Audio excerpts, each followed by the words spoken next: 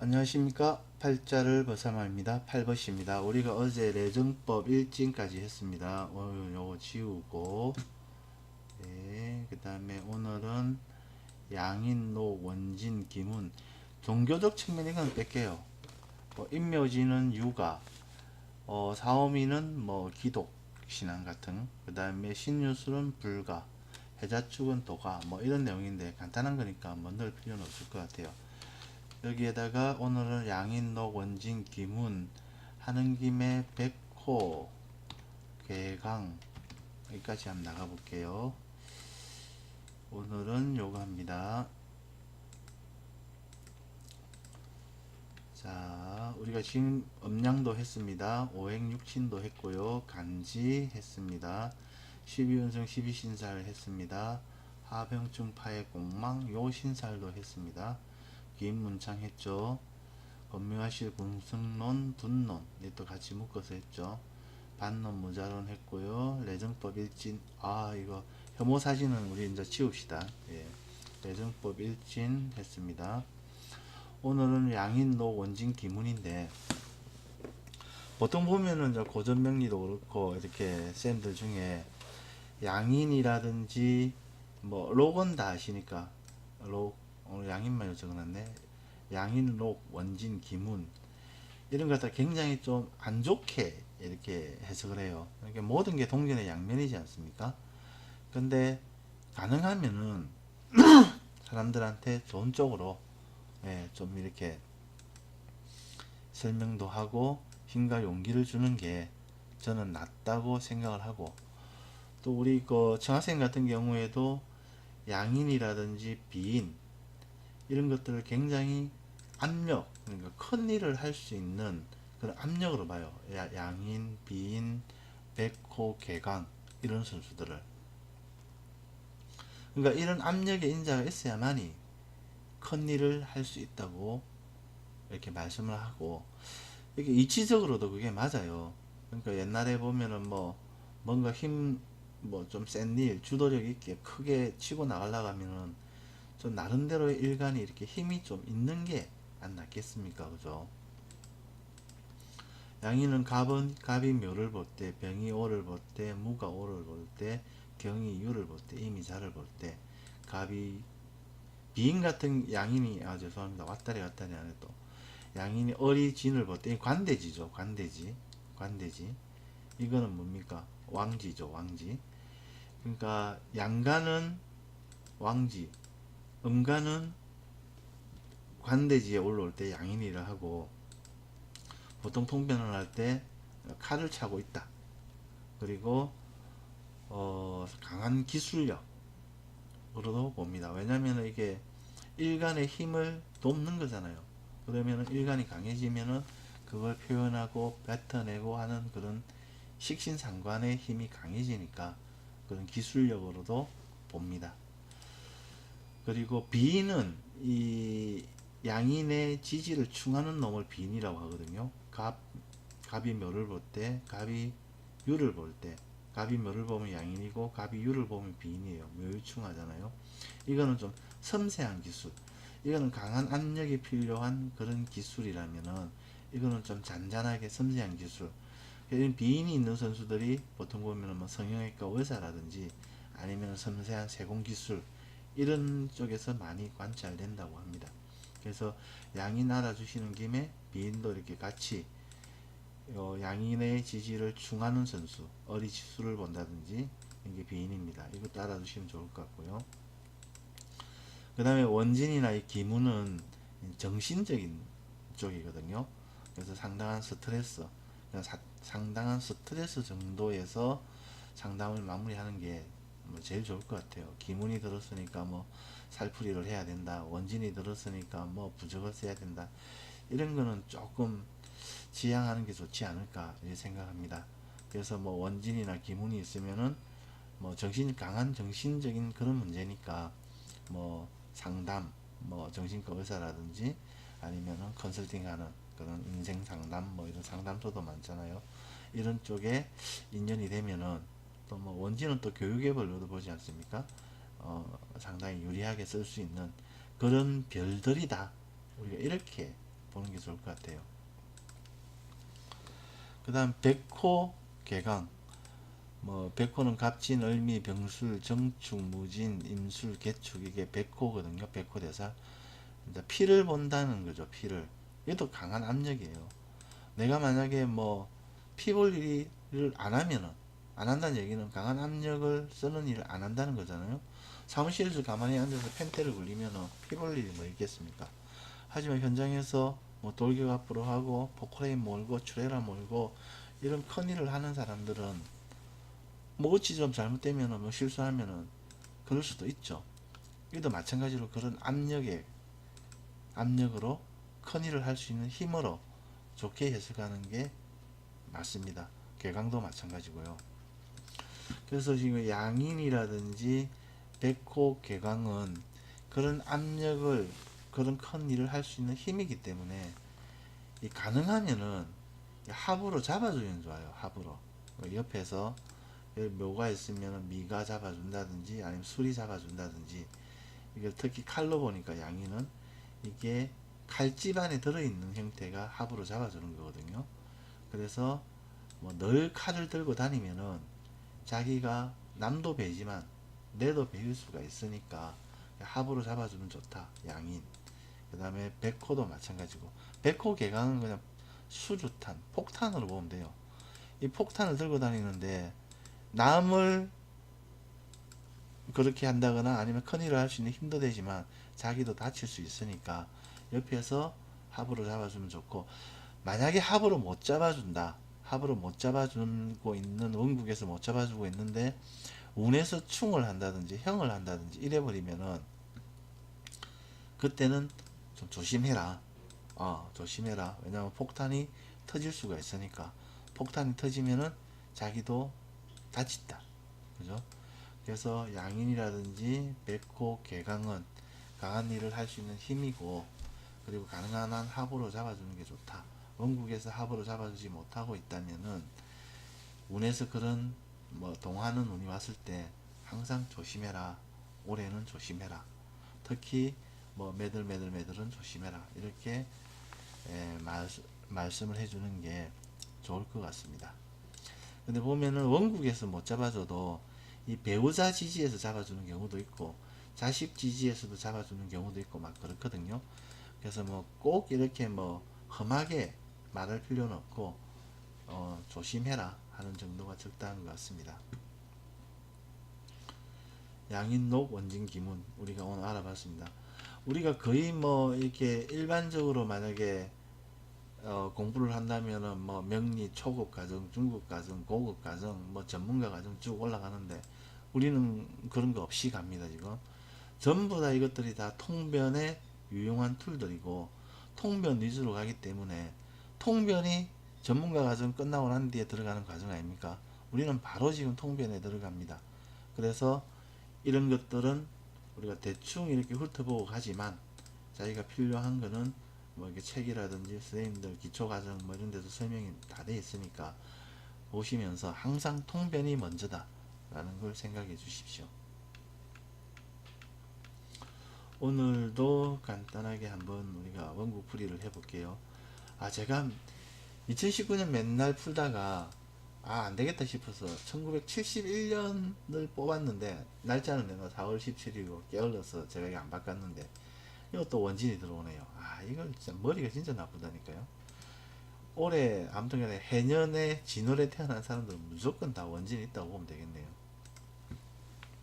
아무튼 어떤 원국이든지 클릭 해갖고 딱 올라오면은 그냥 그림 보듯이 보면은 그냥 막 간단합니다. 예. 우리가 뭐 깊이 들어가 가지고 뭐 어떻게 하고 뭐 그런 것들도 크게 유용하지 않아요. 뭐 언제 뭐 너 집사람이 도망을 갔네, 뭐 부모님이 돌아가셨네, 그게 자기 지금 현재 자기가 먹고 사는데 무슨 도움이 됩니까? 얘기하는 내보다도 지가 더 잘 알고 지지팔자는.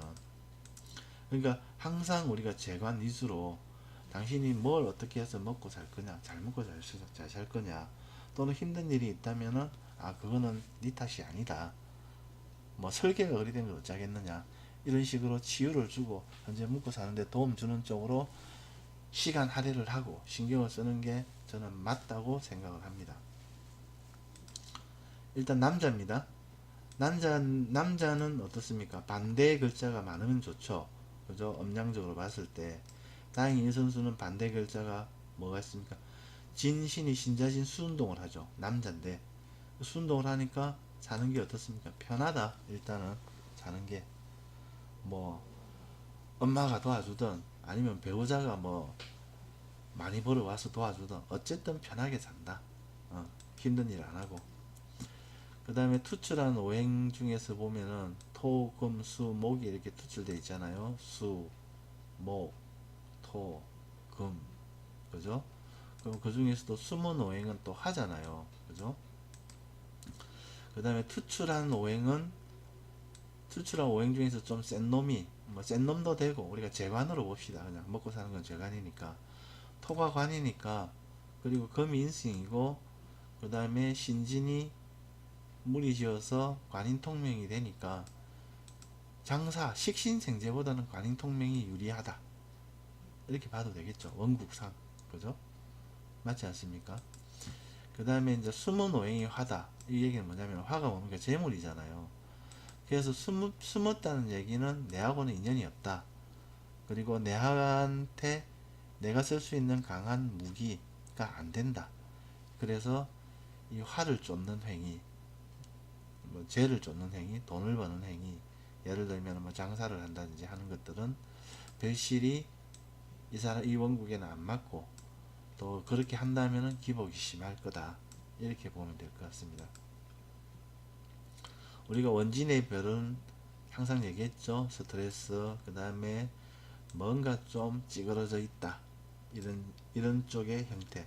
그리고 관이 그러니까 그런 비슷한 류의 관, 또는 그러한 일을 하는 관. 이렇게 보면 될 것 같습니다. 그런 일을 하는 부서도 볼 수 있겠죠. 그 다음 신진합은 아까 관인통명 제가 얘기했고, 대운이 지금 식상 비거분으로 흐르잖아요.